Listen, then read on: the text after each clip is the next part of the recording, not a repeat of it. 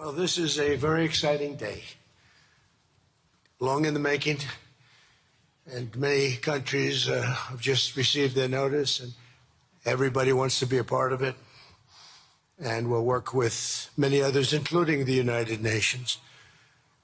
But I want to thank you all for being here. Yesterday we had an incredibly successful visit with many of the world's top business leaders, the best, the biggest, most successful, and foreign heads of state. And now we have one of the most important meetings of all, the official formation of what is known as the Board of Peace. I want to thank the Secretary of State, Marco Rubio, Special Envoy Steve Witkoff, and Jared Kushner, and their extraordinary work. I mean, they've done an amazing job. We have peace in the Middle East. Nobody thought that was possible. We've settled 8 wars, and I believe another one's coming pretty soon. You know what that is? The one that I thought was going to be an easy one has turned out to be probably the most difficult. Last month, 29,000 people died, mostly soldiers, in Ukraine, Russia. Think of that, 29,000, 27,000 in the month before, 26,000 in the month before that. It's terrible. But we have meetings, and we think we're making a lot of progress. Thanks as well to Secretary Scott Bessent, Howard Lutnick, and Chris Wright, U.S. Trade Representative, Jamieson Greer. They're all doing such an incredible job. Ambassador Callista Gingrich, who is here, doing a fantastic, really fantastic work. Thank you, Callista. And many other members of my administration who are so committed to peace, and they're also committed to great success.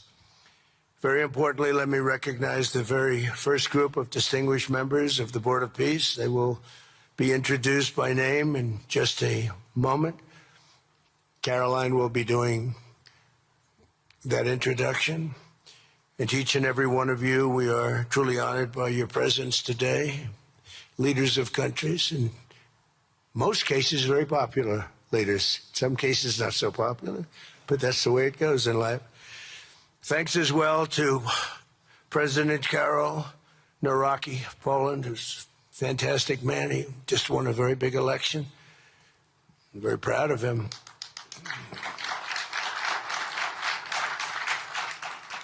Amazing. Along with former Prime Minister of the United Kingdom, Tony Blair. Thank you, Tony, for being here. We appreciate it. And members of the Board of Peace Executive Board, great group. This week marks the 1-year anniversary of my second inauguration as president. No administration in history has achieved such a sweeping turnaround in 12 months' time at home and abroad. We have a tremendous mandate. We won the popular vote by millions. We won every swing state to 7. They were saying, can you win all 7? Is it possible? Because it's not done. And we won all 7. We have a great mandate back at home. As I said yesterday, the U.S. economy is booming with virtually no inflation. It was 1.2% for the last 3 months. And we inherited the worst inflation in the history of our country. And we have economic growth now of 5.4%, looks like. And I think that number can double and triple if we do the right things and if we change thinking so that if you announce good numbers, the markets go up, instead of if you announce good numbers, the market goes down because everybody tries to kill it by lowering or raising interest rates depending on the situation. When America booms, the entire world booms. And we have secured commitments for over $18 trillion in new investment coming into our country, which is a record by many times over, not just by a little bit, by many times. There's no country ever in history that's gotten anywhere near that number. Slashed our trade deficit by 77%. This is in 1 year. Yesterday was 1 year. And signed historic trade deals with nations from all over the globe. Today, the world is richer, safer, and much more peaceful than it was just 1 year ago. We put out all those fires. A lot of people didn't know, including me, that some of those wars were going on. And some of them were going on for, in one case, 32 years, in another case, 35 years, and another one, 37 years. We were very happy to stop the war that had started with India and Pakistan, two nuclear nations. And I was very honored when the Prime Minister of Pakistan said President Trump saved 10 and maybe 20 million lives by getting that stopped just before bad things were going to happen. As president, I ended those 8 wars in 9 months, including Cambodia and Thailand. And by the way, many of the leaders are here. Kosovo and Serbia, the Democratic Republic of the Congo and Rwanda, Pakistan and India, Israel and Iran, Egypt and Ethiopia. We're working on that right now. I met yesterday with a very good general and a very good leader of Egypt. We're working on a dam that was built which precludes the Nile River from getting water. It's a little tough situation, but we'll get that settled. I really had it just about settled in my first term, and then we had a rigged election. Took me out of commission for a little while, but here I am back. We'll get it settled. But it's a pretty tough situation. A dam was built, and the water doesn't come down to the Nile. When I think of Egypt, I think of the Nile, but I think of the Nile with water in it. Armenia and Azerbaijan, who, I mean, a lot of these leaders have become my friends. They become my friends. They're here. And, of course, the war in Gaza, which is really coming to an end. We have little fires that we'll put out, but they're little. They were giant, massive fires, and now they're down to little fires, so we can put them out very easily. We have 59 countries that are involved in peace in the Middle East. Many of them not in the Middle East. They're near the Middle East, but they're not in the Middle East. And many have said that if Hamas doesn't do what they promised they would do, and I think they probably will, but they were born with rifles in their hands. They were literally born. The first day they had a rifle put into their hands, but they have to give up their weapons. And if they don't do that, it's going to be the end of them. But many countries have told me we want to go in and do it, and they really aren't countries that you traditionally think of as being involved in that. But that's the fire. Hezbollah in Lebanon, we have to do something about that. But these are, I call them remnants. They're small remnants compared to what it was before. It was massive, large, powerful countries fighting each other. In another great victory for the ultimate goal of peace, in June, we obliterated Iran's nuclear enrichment capacity with Operation, we call it Operation Midnight Hammer. It was midnight, it was dark, no moon, and every single one of those bombs from the B-2 bombers hit the air shafts and went deep into the earth and totally obliterated everything that they were doing. They were 2 months away from having a nuclear weapon. Can't let that happen. And Iran does want to talk, and we'll talk. We've also hit ISIS in Syria, and very strongly, as you know. In my first administration, I took out al-Baghdadi, the founder of ISIS, and he was trying to start it up again because due to the tremendous talent of General Raisin Kane, as I call him, he wiped out ISIS in a period of 3 weeks in my first term. You know, we had a great first term, but the second term is, I think, blowing it away, actually. But we took out ISIS, and we hit, it was gone, but during the Biden administration, it formed again a little bit. We hit it very hard in Syria. And Syria, by the way, I spoke with the president, is making a lot of progress, tremendous progress, actually. We're very happy about that. We took off all sanctions, which gives them a chance to breathe. And he is working very, very hard, and I think he's going to put it all together. So many things are happening, many good things. Threats to Europe and America, the Middle East, and other places are really calming down. It's a lot different than it was just 1 year ago. Just 1 year ago, the world was actually on fire. A lot of people didn't know it. And in Nigeria, we're annihilating terrorists who are killing Christians. We've hit them very hard. They've killed thousands and thousands of Christians. What's that all about? Much of this unprecedented success is possible because I rebuilt our military in my first term, and now we're making it even stronger. We have a budget of over $1 trillion this year, and next year we're going to $1.5 trillion. Our country's never done better economically. We're taking in numbers that we've never taken in, not only the fact that the investment is at 18 trillion plus, but our jobs numbers, everything is, I think, maybe better than ever before. I think you're going to see and a lot of you are investing in our country. I think you're going to be extremely happy with your investments. I think you'll see numbers like you haven't seen before. I also secured commitments from virtually all NATO allies to increase their defense spending to 5% of GDP. Everybody but Spain. I don't know what's happening with Spain. Why would they not do that? They want a free ride, I guess, huh? Every country but Spain increased to 5%. I don't know why. We're going to have to talk to Spain. With America's renewed attention to security of the Western Hemisphere, I've stopped the invasion on our southern border and designated the drug cartels as foreign terrorist organizations. And you probably saw that we've virtually stopped almost 100% all drugs coming in by water. And now we're going to stop them on land. The land is easy. The water is tough. But that's down now. I heard it just last night. It was 97. Now it's 98.1%. And we're trying to figure out who are the 2% that are willing to get onto those boats. I don't think they watch television or the news.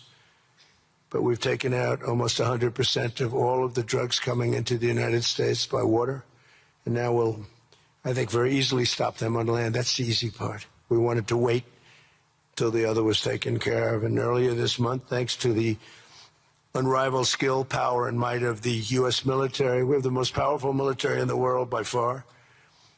We captured the outlaw dictator Nicolas Maduro, and the people of Venezuela are very happy about it. And we're having great relationships with the new leaders of Venezuela. The relationships have been good.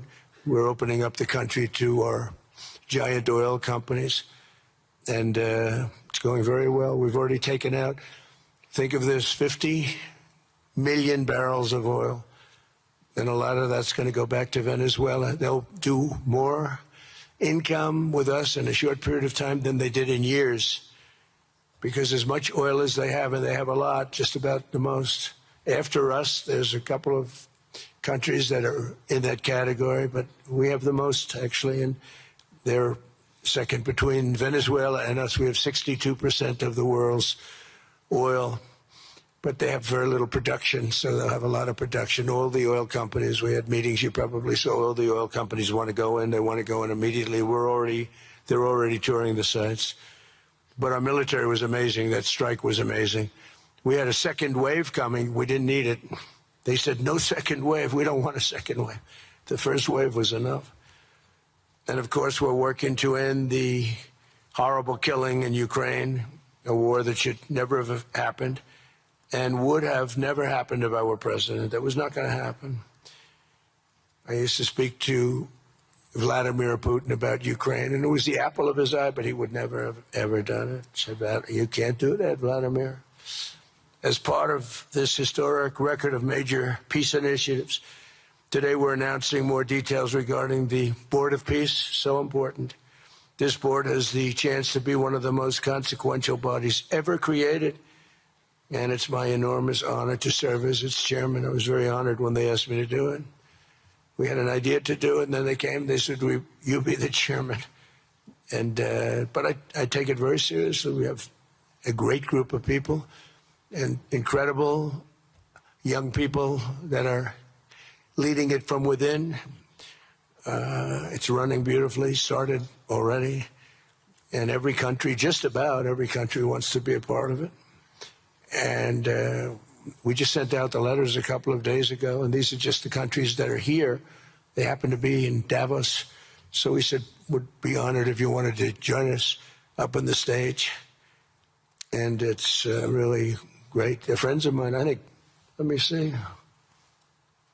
Yeah, every one of them is a friend of mine. A couple, let's see, a couple I like, a couple I don't like. No, I like, actually, this group, I like every single one of them. Can you believe it? Usually I have about 2 or 3 that I can't stand. Usually I have 2 or 3 that I don't like. I don't find them up here. I like every one of these people. No, they're great people. They're great leaders. And the Board of Peace is composed of leaders, the top leaders in the world, actually. Last October, we released a plan for the permanent end to the conflict in Gaza, and I'm pleased to say that our vision was unanimously adopted by the United Nations Security Council late last year. Under phase 1 of this plan, we have painstakingly maintained that Gaza, and we're going to have it very strongly, and it's what we have, maintained the Gaza ceasefire, delivered record levels of humanitarian aid. We've given aid, you know, you used to hear all the people were starving and it was terrible. Now we have, you don't hear that anymore. We've delivered record levels of humanitarian aid. I want to thank the United States, but I want to thank some of the countries that are sitting right up here, because they've sent great aid, aid also in the form of money, where we go out and purchase food, and you don't hear those stories anymore with people starving. And secured the release of all 20, you know, we secured the release of all 20 living hostages. Now, I want to thank Steve Witkoff and Jared and everybody for working so hard. They worked so hard, but there were 20 remaining living hostages. Now, we got hundreds out, but the last 20, I said, boy, that's going to be a tough one. I said that a year before, and it was a tough one, but we got them. Got all 20, every one of them. And we had also about 28 that were dead, but the parents wanted them just as though they were living, just as much. Some cases, it almost seemed more. It was amazing, actually, the love. But their boy had been killed. In just about all cases, young men.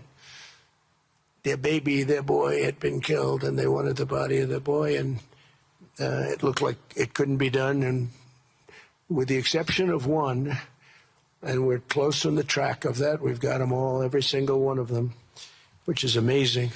It's a rough job. That was a rough job. And I've been very clear that Hamas must return that last remaining deceased hostage as well, and that will be the full commitment.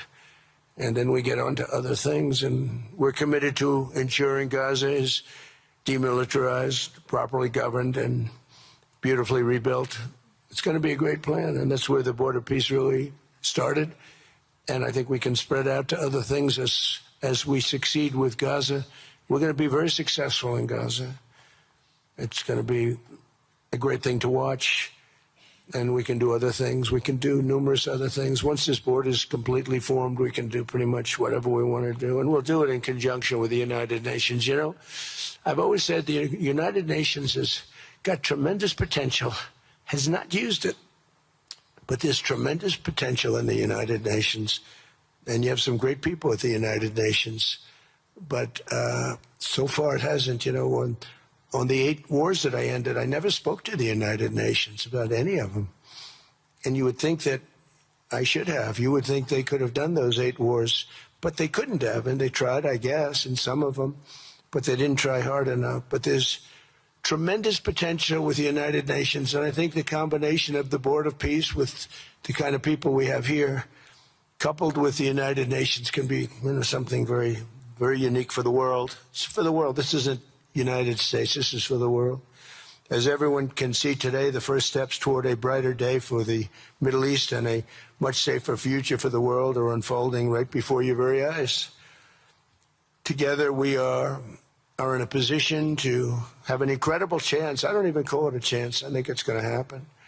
To end decades of suffering, stop generations of hatred and bloodshed, and forge a beautiful, everlasting, and glorious peace for that region and for the whole region of the world, because I'm calling the world a region. The world is a region. We're going to have peace in the world. And boy, would that be a great legacy for all of us. Everybody in this room is a star, or you wouldn't be here. There's a reason that you're here, and you're all stars.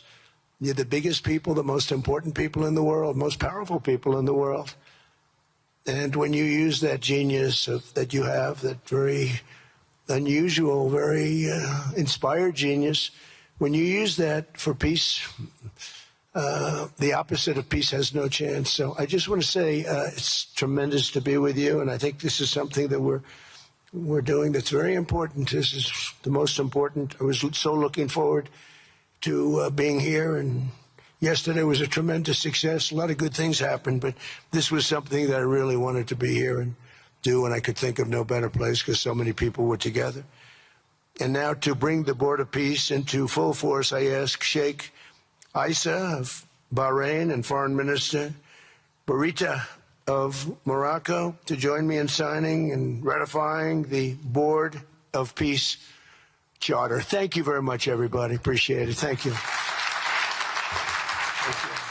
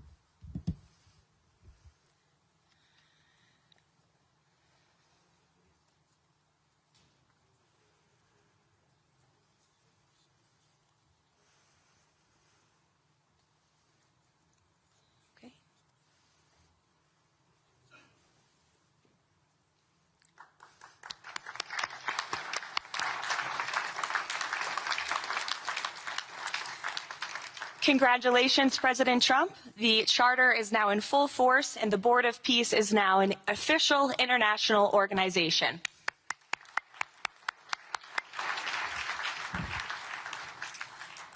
We will now continue the signing ceremonies, beginning with the President of Argentina and the Prime Minister of Armenia.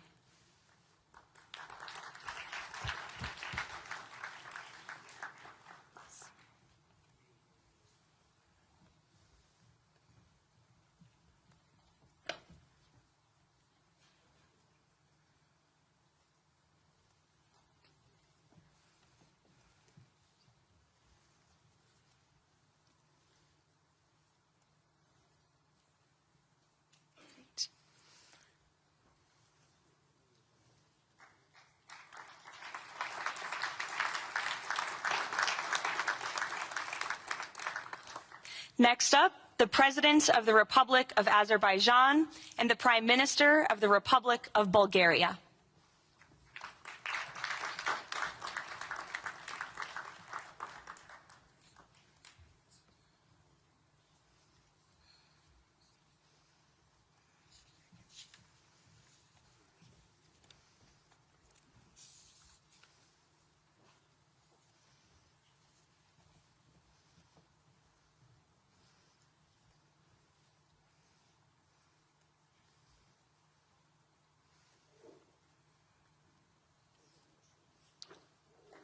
Thank you. Next, the Prime Minister of Hungary and the President of the Republic of Indonesia.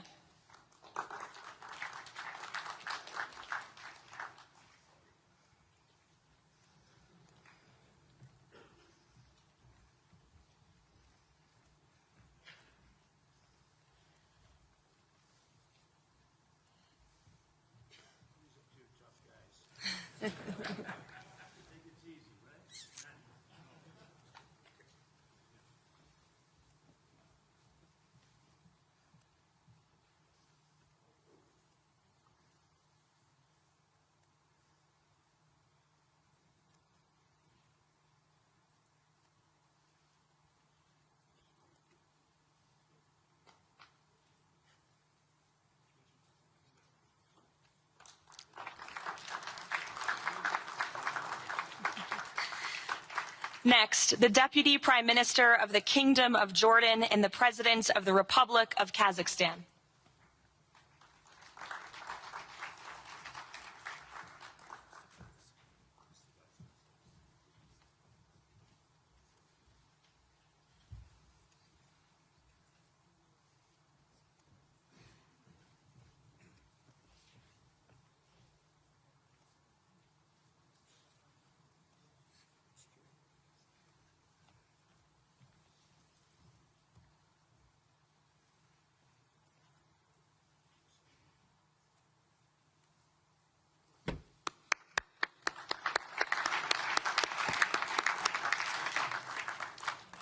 Next, the President of the Republic of Kosovo and the Prime Minister of the Islamic Republic of Pakistan.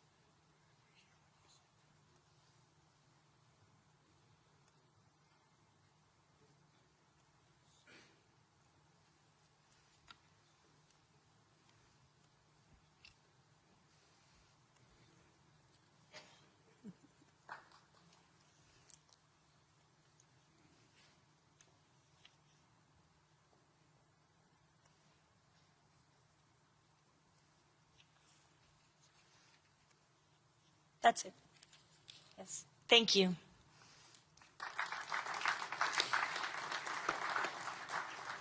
Next, the President of the Republic of Paraguay and the Prime Minister of the State of Qatar.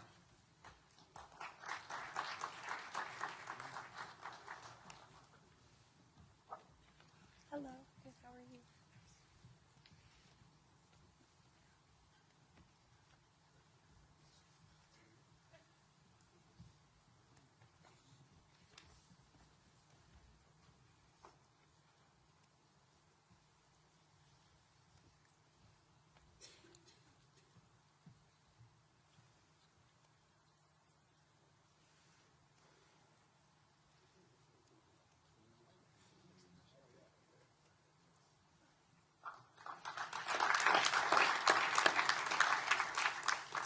Next, the Minister of Foreign Affairs of the Kingdom of Saudi Arabia and the Minister of Foreign Affairs of the Republic of Turkey.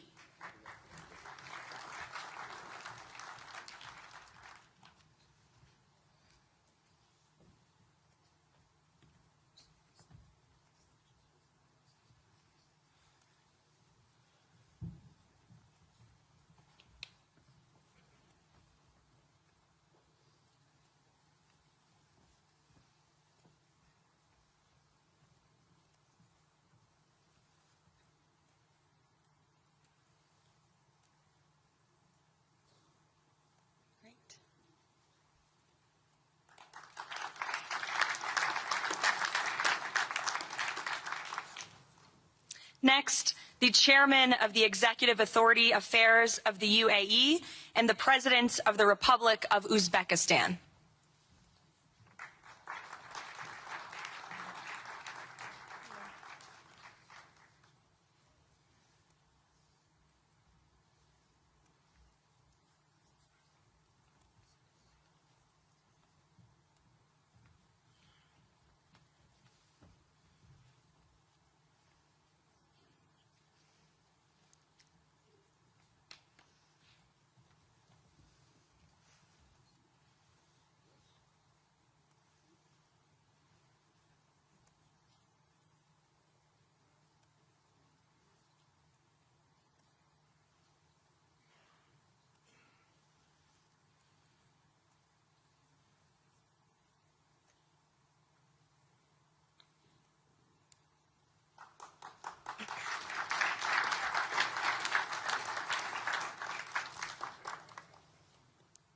And last but not least, the Prime Minister of Mongolia.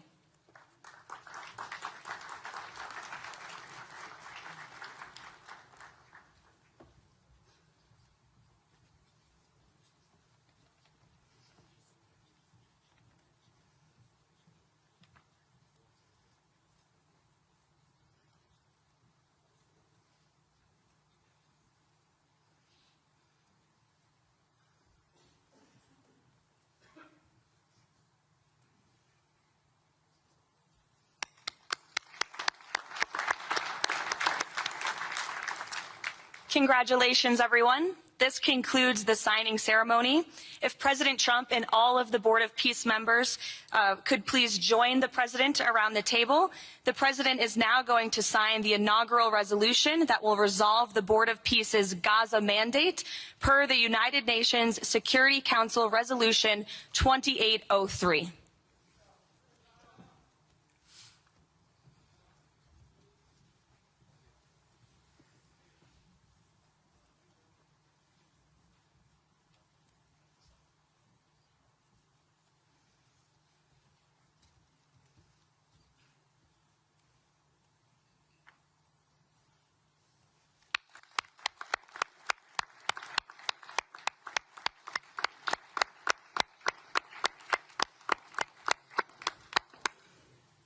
Congratulations.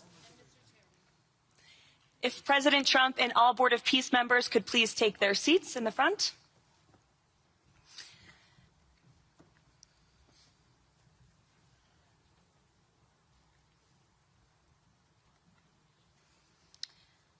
Now it is my honor to introduce the United States Secretary of State Marco Rubio, who will speak about President Trump and his accomplishments. Without further ado, Secretary Rubio.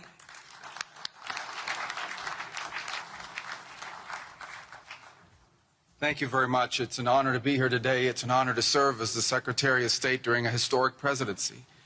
And it's a historic presidency because the President of the United States, Donald J. Trump, is someone who is not limited by what others say is possible or what others say is impossible. He's not limited by some of the things that have happened in the past, and he's willing to talk to or engage with anyone in the interest of peace, always putting the American people and our national security first, but understanding that in the world that we share with so many others, peace is paramount to all of us. We are here today because of President Trump's vision. If we go back just a few months ago, people thought what was happening in Gaza was impossible to solve. 28 hostages that were dead, others that were still living, all these hostages that were being held. No one thought that that would ever come to a resolution without more fighting and more bloodshed along the way. In fact, frankly, many thought it was intractable. And sadly, many of the institutions that have served us well, in many cases, for the last 70 years, were unable to do anything about it. But President Trump had the vision and the courage to dream the impossible, to believe that it was doable, and to pursue it with all of his heart. And he was in that capacity assisted by an extraordinary team, and I think both Jared and Steve deserve a tremendous amount of credit, Jared Kushner and Steve Woodcock, for all the work they put in. And all of our partners here today. And now we have this Board of Peace, who I believe's possibilities are endless. Obviously with a focus first and foremost on making sure that this peace deal in Gaza becomes enduring. And I know this president has it as his highest priority and will give it everything he has to make sure that this is successful. I also want to acknowledge the extraordinary leaders that are here today. This is not just a Board of Peace, this is a Board of Action. Just like President Trump is a president of action. A lot of times people like to give speeches. I've been to many of these forums, and they're not useless, and they're not, they have utility in many cases. But oftentimes in international affairs, we often find ourselves at events where people are reading these scripted statements, these strongly worded letters that they put out, but no action. Nothing happens. This is a group of leaders that are about action. And the President of the United States is a president of action, of getting things done. And today is the beginning of that, of a new era and a new stage that we think is so important as a model to the rest of the world of what is possible. And clearly the focus is right now on Gaza and making sure that the plan that's about to be presented to you here today, this vision for the future of Gaza, this vision for the future of the region, is not just possible and promising. It is our destiny if we put the time and the effort that it requires, as I know this board will do. But I also think it will serve as an example of what's possible in other parts of the world. Without losing focus on what's before us now, this is what's possible for other places and other conflicts that seem impossible to solve right now. So I want to, on behalf of the United States, on behalf of the team that worked so hard on this, thank every single one of the leaders that are here today and all of the countries that have committed to joining, and many others who are going to join. Others either are not in town today or they have to go through some procedure internally in their own country because of constitutional limitations, but others will join. Many want to be a part of this effort because it is going to be a successful effort. And you see it reflected here today among countries of different backgrounds from different parts of the world, majority Christian some, majority Muslim others, who've come together. In fact, former adversaries who have joined here as part of this Board of Peace. And all was possible, and I want to acknowledge this again, because of the vision and the drive of the President of the United States. So thank you all for joining us here today. We appreciate it very much.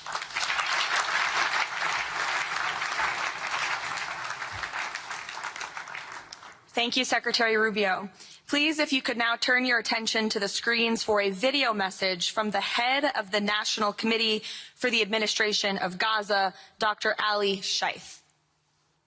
Distinguished leaders, colleagues, and friends, it is an honor to be here today.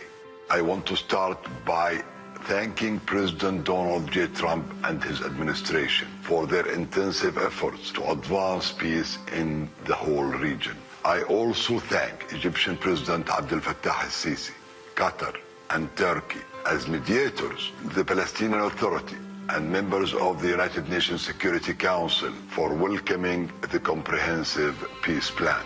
These efforts created the opportunity for a new future in Gaza Strip. But what will really matter is what comes next. This transition will succeed only if it delivers real, tangible improvements in daily life for Gazans. As Chief Commissioner of the National Committee for the Administration of Gaza, it's my responsibility to turn this moment into action, to restore order, to rebuild institutions, and to create a future for the people of Gaza defined by opportunity and dignity, under the principle of one authority, one law, and one weapon. As a first step, I am pleased to announce the Rafah crossing will open next week in both directions. For Palestinians in Gaza, Rafah is more than a gate. It is a lifeline and symbol of opportunity. Opening Rafah signals that Gaza is no longer closed to the future and to the war. I want to be clear, there is much more work ahead, and none of it is easy. The road forward will involve difficult decisions and setbacks, but this is a real step, and it marks a new direction. Now, I would like to address the people of Gaza. من أرض الكنانة أتوجه الآن بكلمتي إلى أبناء شعبنا الصامد الصابر في قطاع غزة. لقد صمدتم وحافظتم على أسركم وأرضكم خلال سنوات عصيبة عجاف، صبرت أعماقكم وكل الحدود. إن صمودكم الأسطوري لهو أعظم ما قدمت غزة، وهو الأساس الذي سنبني عليه سويا مستقبلنا. إن هذه اللحظة ليست للنظر إلى الخلف، بل مضي قدما نحو مستقبل زاهر مشرق، مستقبل ينشأ فيه أبناؤنا بلا خوف وقلق، يكافأ العمل وتفتح المدارس وتستعيد الحياة اليومية استقرارها وأمنها.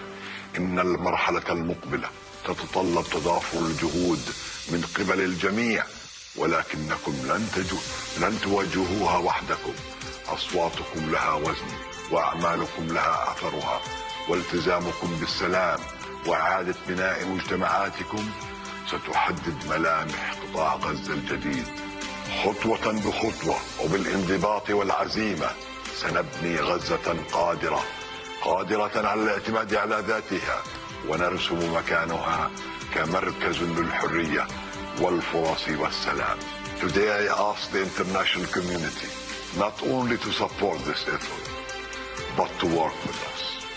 Judge us by our actions. Hold us to clear standards, and stand with the people of Gaza as we take this responsibility for our future. Thank you, ladies and gentlemen.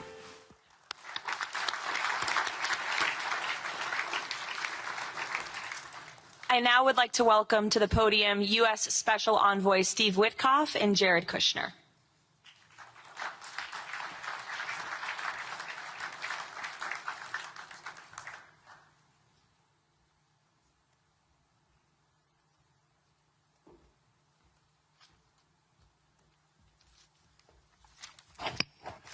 Thank you, everyone, and welcome here. This is really my honor to be up here speaking. I remember when the president asked Jared, and of course our great Secretary of State to work on something that the world thought was impossible and unattainable. But the President, on this peace deal for Gaza, as on all other deals we work on his behalf, said we had to try.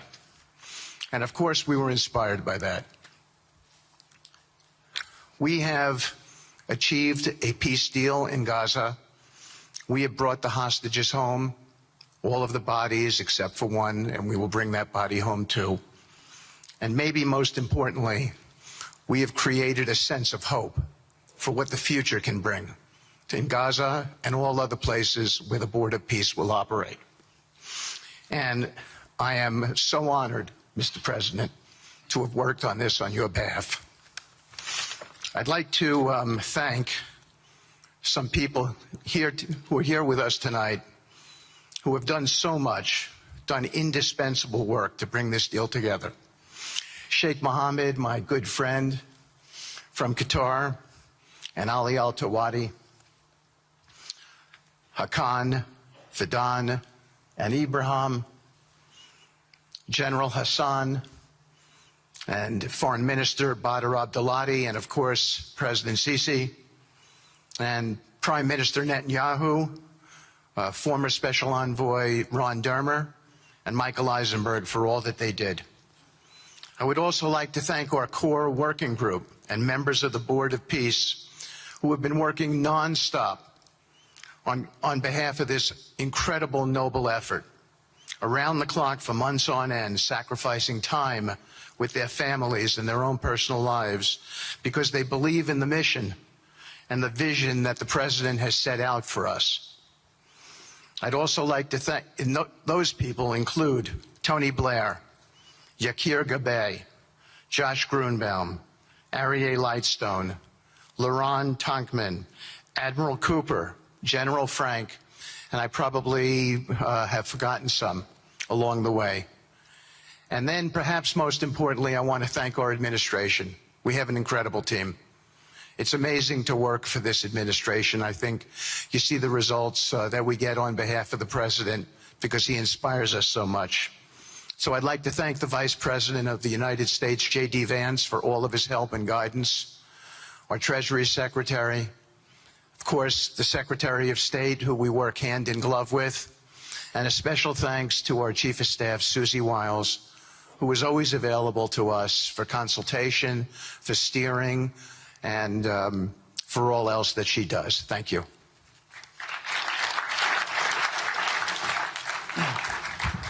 Thank you, Steve. And I have to say, one of the great honors for me of being able to work on this has been working with Steve, who really is as brilliant as he is. His heart is tremendous. He's a lot of fun to be with. And even in some of these, very difficult moments where we didn't think things were happening, working together really was an amazing treat.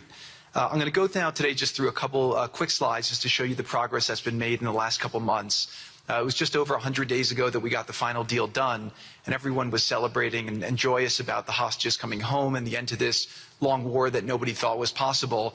And Steve and I were panicking, saying, what do we do next? How do you implement peace? And as you guys know, peace is a different deal than a business deal because you're changing a mindset. And in Israel, there was 2 years of very intense war.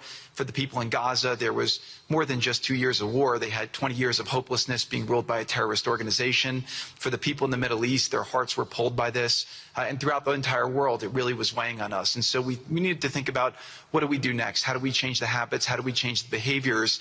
And we really got to work right away. And the team that Steve thanked, including the White House team and the team of volunteers, it's really been an incredible effort, very entrepreneurial, and we really did it in the way. I've been working now with President Trump for 10 years on politics, and what continues to amaze me is that he always takes a first principles approach and says, what's the most optimal outcome?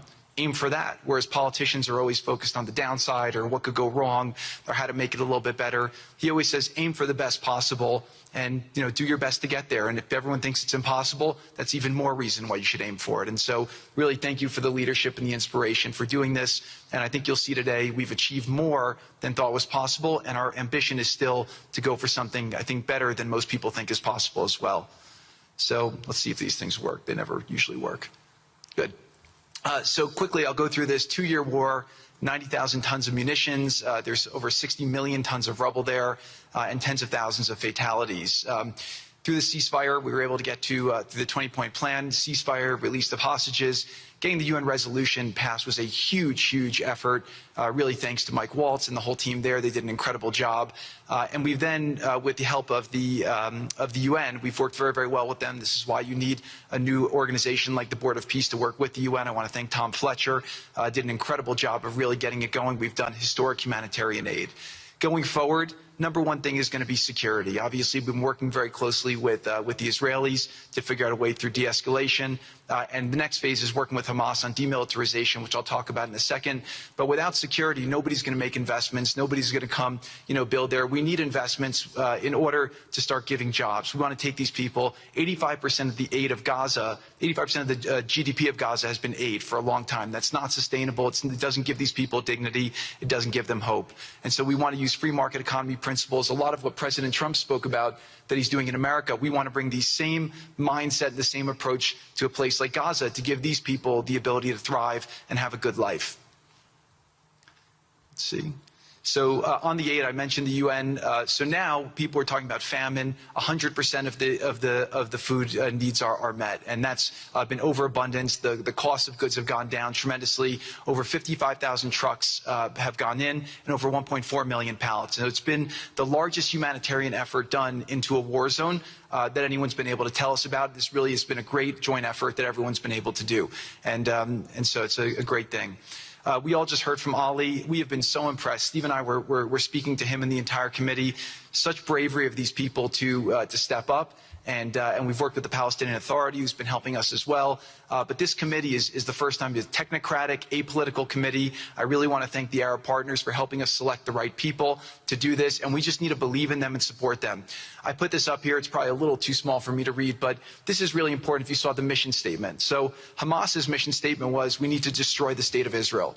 That has not worked well for the people, as we've seen. Their mission statement is, we are committed to establishing security, restoring the essential services that form the bedrock of human dignity, such electricity, water, healthcare, and education, as well as cultivating a society rooted in peace, democracy, and justice, operating with the highest standards of integrity, transparency.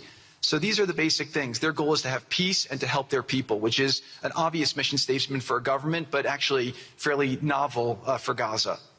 So we did a master plan. We brought in, I thank you, Keir Gabai, who's one of the most successful real estate developers and brilliant people I know. He's volunteered to do this, not for profit, really because of his heart. He wants to do this. And we've developed ways to redevelop Gaza. Gaza, as President Trump's been saying, has amazing potential, and this is for the people of Gaza. We've developed it into zones. In the beginning, we were toying with the idea of saying, let's build a free zone, and then we have a Hamas zone. And then we said, you know what, let's just plan for catastrophic success. Hamas signed a deal to demilitarize. That is what we are going to enforce. People ask us what our plan B is. We do not have a plan B. We have a plan. We signed an agreement. We are all committed to making that agreement work. There's a master plan. We'll be doing it in phasing. In the Middle East, they build cities like this in 2-3 million people. They build this in 3 years. And so stuff like this is very doable if we make it happen. Rafa will start with. This will show a lot of workforce housing. We think this could be done in 2-3 years. We've already started removing the rubble and doing some of the demolition. And then New Gaza. It could be a hope. It could be a destination, have a lot of industry, and really be a place that the people there can thrive, have great employment. Once this starts going, we think there should be 100% full employment and opportunity for everybody there. And we have a lot of data on what can be, but we think that this really gives the Gazan people an opportunity to live their aspirations. But it all starts with security, and it all starts with governance. Final note I'll just say on the Board of Peace, which is that all the lessons we're doing is we're basically studying the best practices from all over the world, and we're watching who does education the best, who does healthcare delivery the best. All of these things it's not secret IP. All this is IP that the Board of Peace is going to make public, and we want to encourage all the countries to be able to follow these best practices. A lot of the things that President Trump is doing in America, if they're working, we should all be copying them. If we find what's working in other countries, we should be copying them too. And so what the Board of Peace will have the ability to do, if we're successful with Gaza, is really show how do you do peace implementation, which is something that when we got this deal done, we didn't really find too much expertise or know-how on how to do it. So as we're creating this system, hopefully it's something that we can just document these learnings and make them available to all else who want to use them in the future. So demilitarization, this is something we're starting now that we have a new government in Gaza. This government will be working with Hamas on the demilitarization to really take the principles that were agreed to in the document to the next phase, and hopefully that will be successful. Without that, we can't rebuild. So if Hamas does not demilitarize, that will be what holds back Gaza and the people of Gaza from achieving their aspiration, and that's very important. So the next 100 days, we're going to continue to just be heads down and focused on making sure this is implemented. We continue to be focused on humanitarian aid, humanitarian shelter, but then creating the conditions to move forward. So thank you. Final point I'll just make is this is really only possible because of the work of so many people and President Trump's great leadership. But a lot of you have been asking, how can we help? So the countries have all been incredibly generous. We'll be doing the first conference where we'll announce a lot of the contributions that will be made in a couple weeks in Washington. From the private sector, there'll be amazing investment opportunities. I know it's a little risky to be investing in a place like this, but we need you to come, take faith, invest in the people, try to be a part of it. And then finally, I'll just talk to people on the media and on the social media, which is this deal only happened because we worked with Israel, we worked with Turkey, we worked with Qatar, we worked with Saudi, we worked with Egypt. I mean, everyone worked together. We worked with UAE. We all worked together to make this happen. I see a lot of people trying to escalate, criticizing Israel or Israelis criticizing Turkey or Qatar. Just calm down for 30 days. I think that the war's over. Let's do our best to try working together. Our goal here is peace between Israel and the Palestinian people. Everyone wants to live peacefully. Everyone wants to live with dignity. Let's put our efforts towards promoting those who are doing the work to build this up, like Ali and his committee. Let's focus on the positive stories, and let's just calm down, turn a new chapter, and if we believe that peace is possible, then peace really can be possible. So we're going to continue to work every day. We need all of your help to do it. And again, I just really want to thank President Trump for his leadership in doing this. This would not have been possible without your commitment to this. Everyone thought it was impossible to end this war. You never gave up. You never stopped. Every time there was a setback, you told us to try harder. You gave us different ideas. And we've made several impossible things happen just in Gaza to date, and there's no reason why we shouldn't be able to make even more impossible things happen. So really thank you for your amazing leadership.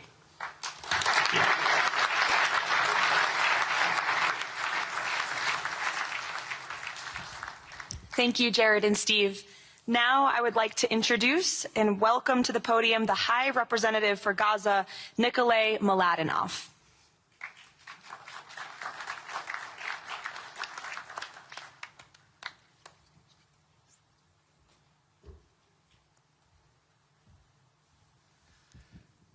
Mr. President, it's a great honor and a massive responsibility for me, for my team, for all of us to be here with you to begin this journey.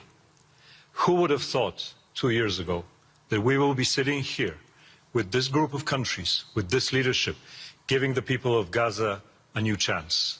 Who would have thought that last Friday I would be sitting, Mr. President, in Cairo with an amazing group of Palestinian technocrats, people who you don't see on the news, people who are not media personalities, but who are experts, who are committed to giving their people a chance in life.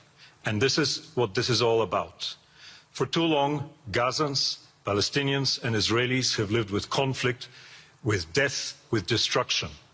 Now the page turns. And whether the page turns successfully really depends on all of us. We have the ingredients for it. We have the leadership of the United States and President Trump.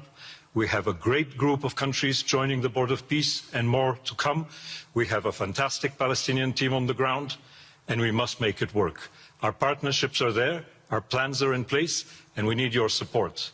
And finally, I look to all of you who are in this room and who are watching this meeting from their screens at home or in their offices. Please put away your talking points for a minute. Please put away your fears. Please put away your concerns. Please stop listening to the rumors and to the gossip. Focus on what we have to do today, because the future of 2 million Palestinians is at stake, and if we give them a chance, we will do more than that. We will create opportunities for 1 billion people who live in the Middle East and beyond, and who are responsible, also who want to see transformation and a chance in life for the future. So please join us on this journey, join the Board of Peace, and join us in supporting this excellent initiative. And thank you again, President Trump and the United States, for taking this decisive leadership forward.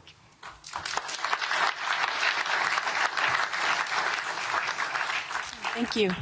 President Trump, would you like to make some concluding remarks?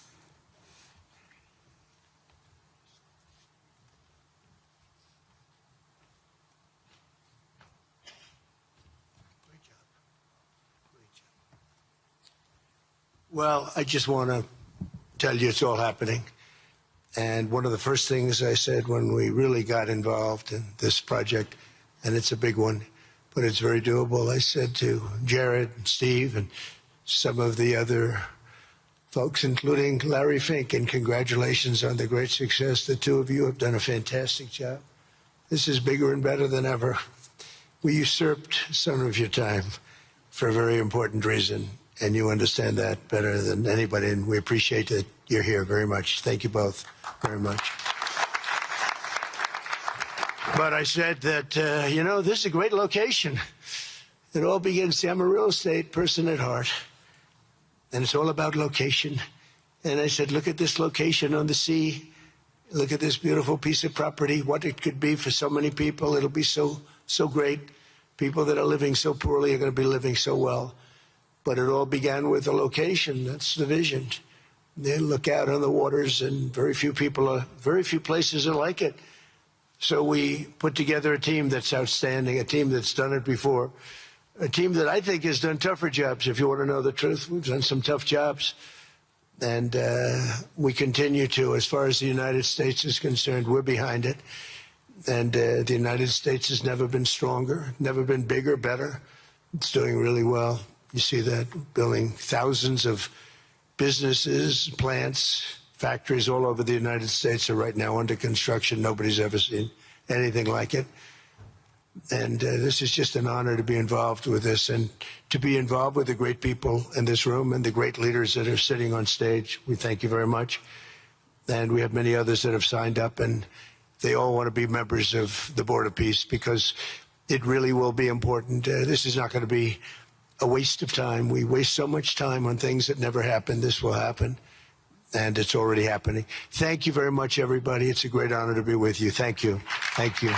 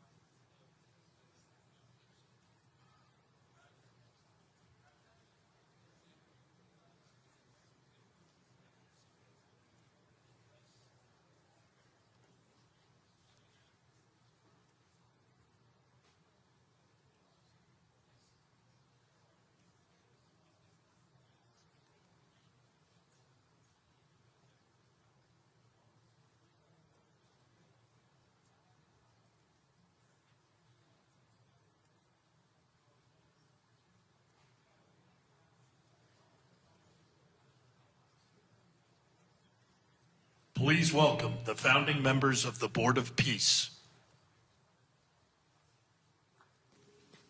The Minister of the Prime Minister's Court of the Kingdom of Bahrain.